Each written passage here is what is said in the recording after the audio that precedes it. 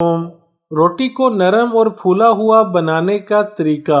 रोटी कड़क बनती है और तवे पर चिपक जाती है, तो जाने इसको नरम और फूली हुई बनाने का आसान तरीका और बचाएं इसे चिपकने से। ख़वातीन अक्सर इस बात से परेशान रहती हैं कि कोई आटा सही निकलता है तो कोई बहुत ज्यादा चिपकता है। गूंथते वक्त भी और रोटी बनाते वक्त भी ये तवे पर चिपक जाता है, जिसकी वजह से ना रोटी नरम बनती है और ना ही फूलती है। तो आप परेशान ना हो, क्योंकि मैगजीन टोटके आपके लिए इस मसले का हल भी ले आया है। तो चलें फिर जान लेते हैं इसका आसान हल। रोटी को तवे पर चिपकने से बचाने का तरीका।